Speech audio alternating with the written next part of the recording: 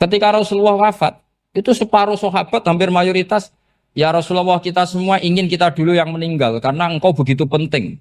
Maka jangan meninggal dulu, kita yang meninggal. Kalau kita yang meninggal itu nggak apa-apa, tapi kalau engkau penting, jangan meninggal. Tapi ada saja sahabat, lah tidak seperti itu. Saya suka Rasulullah meninggal dulu. Alasannya masuk akal.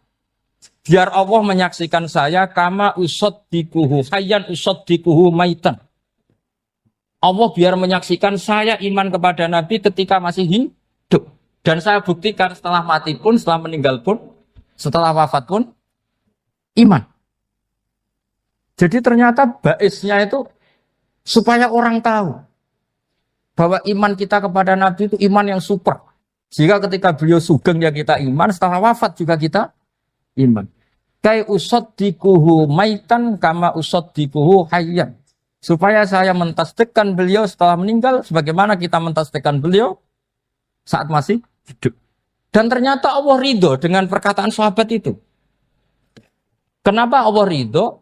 Karena menjadi pelajaran bagi orang-orang yang ditakdir gak menangi Rasulullah SAW. Tetap mereka ini. Jangan kayak setan. Setan itu kurang ajar betul kalau iblis itu. Masyhur itu. Iblis itu nangis-nangis dengan Nabi Musa. Iblis itu takutnya sama Allah itu luar biasa. Sampean kalah. Iblis itu setiap ketemu malaikat karena dia ngerti alam gaib, mesti apa itu? Kama sali syaitani idh qala lil insani kfur falamma kafara qala inni bari'um minka inni akhafu wa rabbal alamin. Jadi setan iblis itu paling sering bilang inni akhafu wa rabbal alamin karena iblis itu tahu surga, tahu neraka, tahu kekuasaannya Allah. Jadi takutnya sama Allah luar biasa. Makanya setiap dia mengajarkan kekafiran, setelah orang itu kafir gimana? Inni bari'um minka inni akhafu wa rabbal alamin. Saking takutnya sama Allah, suatu saat iblis ini datangi Nabi Musa. Karena tahu Nabi Musa itu kalimullah. Orang yang bisa komunikasi langsung dengan Allah. Ya Musa ya kalim Allah, saya ini makhluk. Saya takutnya sama Allah luar biasa. Tolong rayukan Allah supaya nerima tobat saya. Karena dirayu terus lama-lama Nabi Musa bilang, oke, tak rayukan Allah. Sama Allah.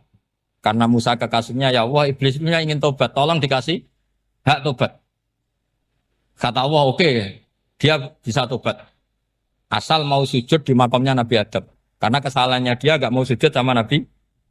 Semenang Nabi Musa karena ada cara untuk iblis menjadi tobat. Dikasih tahu sama Nabi Musa. Alhamdulillah kamu diterima tobatnya. Syaratnya apa? Sujud ke kuburannya Nabi Adam. Wah iblis gak tahu aslinya terus. Asjuduhu maitan waqatla asjuduhu hayyan. Oh zaman urip aku ora gelem, pomene wis mati. Oh dasar setan itu. Zaman urip aku ora gelem wis mati kok kon sujud. Kumat maksudnya terus ya sudah terus sampai sekarang akhirnya. Kalau sekarang sudah tidak mungkin lagi karena nggak ada Nabi Musa. Jadi ijtihadnya sahabat melihat wafatnya Rasulullah itu beda-beda dan ternyata semuanya diridhoni Allah.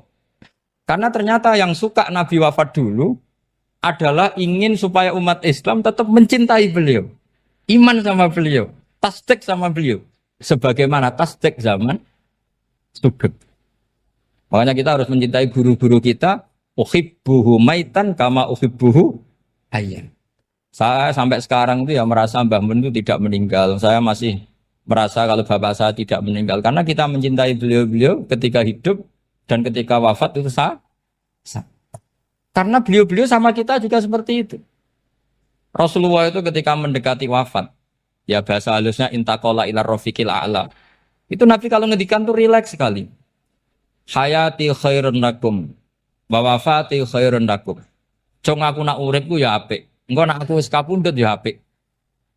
Fa amma hayati fali asunna lakum as-sunan. Sebagian riwayat fa innakum tuhadditsuna anni wa uhadditsu ankum.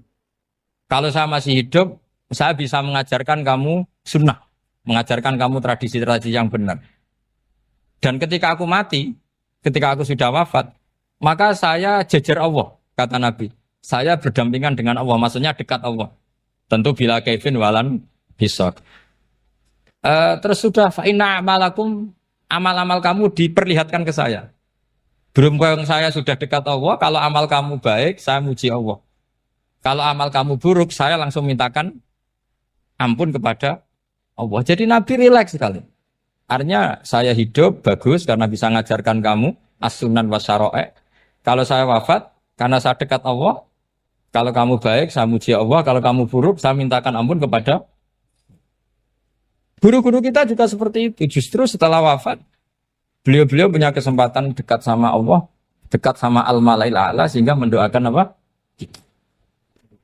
Nah terus kata Sayyid Muhammad, wala taqulu lima yuqtalu fi sabilillahi amwat. Kamu jangan pernah berkeyakinan atau berpendapat atau berkomentar kalau orang-orang yang mati fi sabilillah adalah berstatus apa? Mati, amwat. Kalah. Terus kata Sayyid Muhammad, hadza li amati syuhada. Ketentuan ini bagi umumnya syuhada. Artinya gini, umumnya syuhada saja tidak berstatus amwat. Apalagi hadza Rasulullah, sayyidul syuhada, sayyidul anbiya, sayyidul mursalin. Tentu tidak pernah berstatus amwat. Ya saya ulang lagi ya, jadi zaman cara berpikir. Amatus syuhada, syuhada yang umum saja berstatus hidup. Tidak boleh distatuskan amwat. Apalagi Rasulullah itu sayyidus syuhada, sayyidul anbiya. Maka status beliau pasti hayyun la yamut. Pasti beliau itu hidup tidak. Dan karena beliau itu asfaq, sangat sayang kepada kita, sebagaimana zaman beliau hidup itu sayang kepada kita, sampai nangis-nangis minta hak syafaat, maka setelah meninggalkan pun beliau pasti sayang kita dan pasti berusaha supaya kita diampuni oleh Allah Subhanahu wa ta'ala. Sehingga ada sahabat yang tadi berpendapat kalau saya nggak masalah Nabi wafat dulu. Supaya Allah menyaksikan saya usaddiquhu maitan kama usaddiquhu hayyan. Jadi ini cerita ya, cerita sudut-sudut mana. Fikih itu penting sekali. Kata Sayyid Ali yang Shahibu Simtud Durar itu, wabihi qiwamus syariah. Yang bisa mengawal syariat itu hanya fikih. Fikih itu ya kalau yang paling gampang untuk kita misalnya punya Fathul Qorib, Fathul Mu'in, Fathul Wahab. Tapi yang faham betul, mesti faham itu ngelotok setengah hafal. Jangan bawa kitabnya tok, sementing sekian semester terus selesai. Itu sama-sama dosa, itu dosanya ya dosa, mahasiswanya juga dosa. Karena sudah terlanjur sarjana agama, ternyata nggak bisa, itu kan mendingan ndak sarjana agama. Itu saya tak cerita sama Kiai Roba, itu ada fatwa Kiai juga wali. Suatu saat ada penyanyi dangdut top terkenal di Indonesia itu nyanyi dangdut, ya penyanyi ya dai, entah itu hakikat entah majas tidak tahu. Itu Kiai itu fatwanya lucu. Kalau kamu datangi dia pas main dangdut, masih saya beri izin. Tapi kalau datangi dia pas pengajian, itu tak larang. Kan santrinya jadi eskal. Ini pas pengajian dilarang, pas dangdutan kok malah dapat izin. Tapi bukan berarti halal ya, dapat izin. Dapat izin kan potensinya bisa karena dilarang lah ya tetap belerot. Terus suatu saat si santri ini setengah wali, tidak wali tapi setengah. Lama-lama itu memahami gurunya. Memahami gurunya, ternyata sirinya begini. Kalau seorang penyanyi yang tidak pernah ngaji, kemudian ngomong agama, itu potensinya itu fadallu wa adallu, sesat dan menyesatkan. Tapi kalau dia sedang nyanyi dangdut, penyanyinya cowok, sama jangan bayangkan dangdut putri, enggak, itu cowok sudah tua lagi. Jadi potensi halalnya ada lah maksudnya untuk, tapi tidak alat musiknya, orangnya. Tapi kalau dia nyanyi itu paling dosanya hanya nyanyi. Saya ulang lagi, murid tadi akhirnya paham kalau datangi pengajian itu artinya ikror kalau dia seorang dai atau seorang yang layak ngomong apa? Agama. Itu lebih bahaya karena kita santri, apalagi kita doktor atau MM terus ngekrori orang yang nggak jelas asal usulnya. Tapi kalau nyanyi kan nyanyi saja. Sehingga itu menjadi fikih. Bahaya terbesar dalam fikih adalah apa? Mengkaji fikih tidak dari ahlinya. Ya saya ulang lagi ya, mengkaji fikih tidak dari apa? Ahli. Nah kenapa demikian? Begini, saya beri contoh. Ilmu fikih itu tentu pertama dari Rasulullah Shallallahu Alaihi Wasallam. Kemudian bersanad sampai kita atau kita sampai Rasulullah. Itu ngalami sekian ijtihad yang tidak mudah. Saya beri sekian contoh. Dulu Imam Syafi'i itu sukanya sama guru yang miskin, ya karena rata-rata santri juga miskin. Jadi mesti ngidolakan guru yang miskin. Karena sesama miskinnya harus berkoalisi. Tapi akhirnya gurunya Imam Syafi'i itu miskin sekali. Namanya Muslim bin Khalid Az-Zanji itu miskin. Sufyan As-Tsauri miskin. Sufyan bin Uyainah miskin. Setelah ngaji di Medina itu Imam Malik itu kaya. Pas itu Imam Malik sudah kaya. Setiap ketemu Imam Syafi'i dikasih uang. Sampai ketika Imam Malik itu bilang, kamu sudah alim. Ilmu saya sudah habis, kamu ngaji sama yang lain. Sama siapa? Kata Imam Malik, orang yang sealim saya sudah meninggal, namanya Abu Hanifah. Tapi dia punya murid, namanya Muhammad bin Hasan Asy-Syaibani. Kamu ke sana. Terus Imam Malik datang ke Baki. Dulu Baki itu pasar rental. Ya Grab lah kira-kira sekarang. Itu. Mengumumkan, siapa kafilah yang mau ke Irak? Kita ya Imam Malik. Dibayari sama Imam Malik. Ini yang antar ke Irak, ke Muhammad bin Hasan Asy-Syaibani. Imam Malik mulai ngeper. Guru saya yang miskin tidak pernah nyangoni. Guru-guru saya yang kaya sering nyangoni. Mulai memasalahkan kiai miskin. Kira-kira seperti itu mulai masalah. Setelah datang ke Irak, di Muhammad bin Hasan Asy-Syaibani itu si Muhammad bin Hasan Asy-Syaibani itu kalau ngitung uang itu di meja tamu. Jadi punya emas lantaan, punya uang. Kira-kira kalau Indonesia punya rupiah, punya dolar, dihitung itu di ruang tamu. Kata Imam Syafi'i, saya dengan Imam Malik saja enggak serik, ini lebih kedonyan lagi kiai. Ngitung uang itu di ruang tamu. Terus akhirnya si Muhammad bin Hasan Asy-Syaibani ini ahlul usul, dia pakar usul. Kamu heran sama saya? Iya, kiai kok kedonyan. Dia ngomong gitu. Tapi kata Muhammad bin Hasan Asy-Syaibani, kalau kiai tidak boleh kaya, itu tak kayak wong fasik. Ben gue demenan, gue mabuk. Oh jangan, nanti dipakai maksiat. Tengjenengan mawon kersane digetoat. Berarti kiai oleh sugih, pun angsal-angsal. Semenjak itu jadi satu fikih bagi Imam Syafi'i. Ternyata kalau mengharamkan kiai sugih, berarti membolehkan yang fasik sugih. Kalau yang fasik sugih bisa dipakai i'anah alal maksiat. Semenjak itu mindset pikiran Imam Syafi'i rubah. Saking rubahnya sampai beliau berpendapat orang bisa beli Alphard, kok beli carry itu haram. Bisa jadi bupati kayak Pak Roba, jadi RT haram. Pokoknya gitu. Bisa keren kayak Gus Bak, kok jadi orang pendengar haram. Pokoknya haram terus. Karena dalil beliau al-Islam ya'lu wala yula alaih. Coba sampean ridho misalnya jadi orang Gresik dipimpin orang yang enggak sholat, ridho ndak? Ndak. Atau sholat tapi enggak bisa ngaji, ridho ndak? Ketika yang bisa ngaji berpotensi jadi buba, terus keterusan. Karena Imam Syafi'i keterusan, ya umatnya keterusan. Akhirnya orang-orang Syafi'i itu politikus rata-rata. Ya, makanya sama jangan kaget sama Baruba. Kakak saya wakil bupati ini. Putranya Mbah Mun ada yang wakil apa? Gubernur. Dulu Gus Wahid yang menteri agama. Itu asal usul dari perubahan fikih, mindset, cara berpikir Imam Syafi'i. Jadi dulu itu fikih ditemukan itu jelimet, ada perdebatan. Itu tidak hanya pada level ulama. Pada level Nabi pun ada perdebatan. Jadi jangan kira Nabi itu tidak debat, ya debat. Nabi itu asal seangkatan itu mesti debat, termasuk debat dengan malaikat.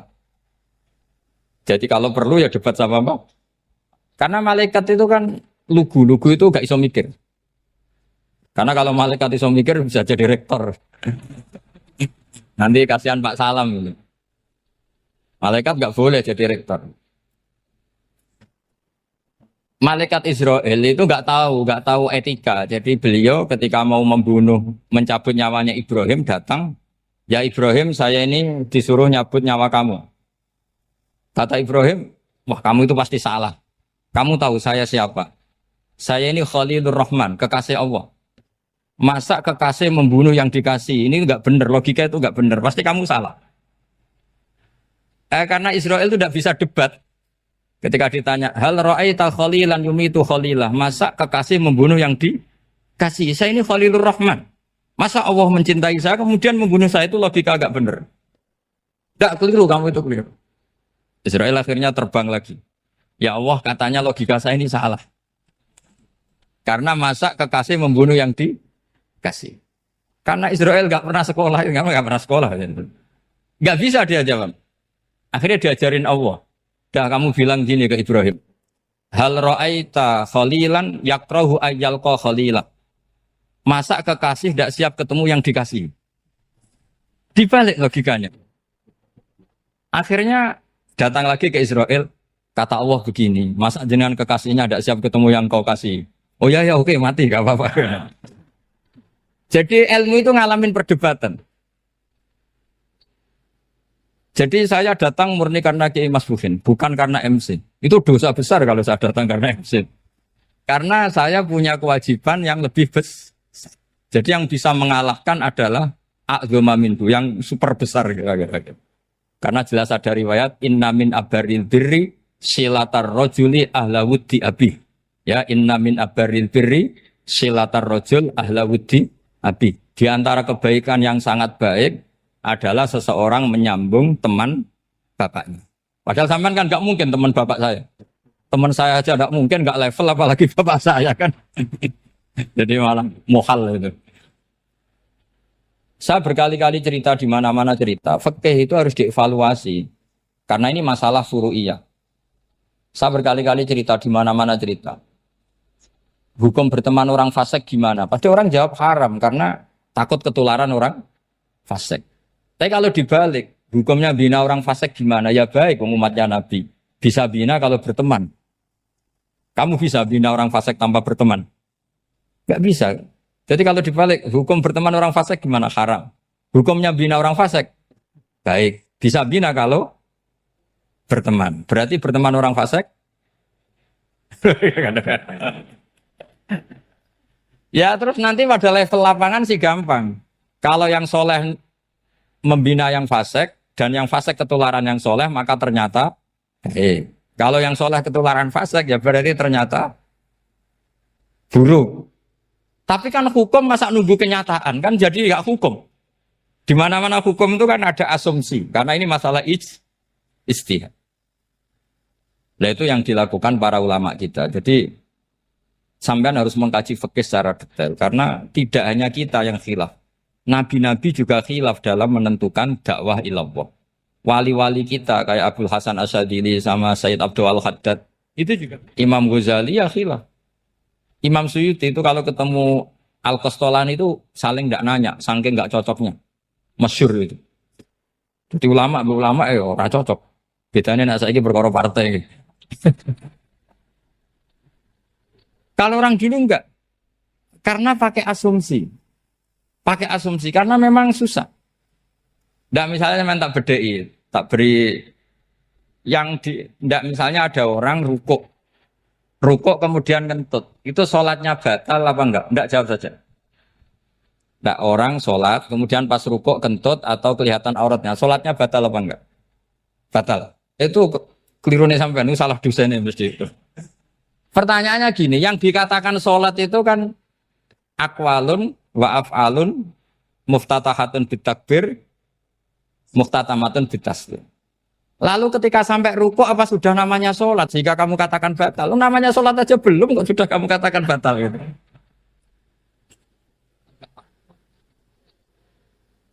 Iya kan? Jadi kalau aku mau sholat pas rukuk ngetut batal atau ora?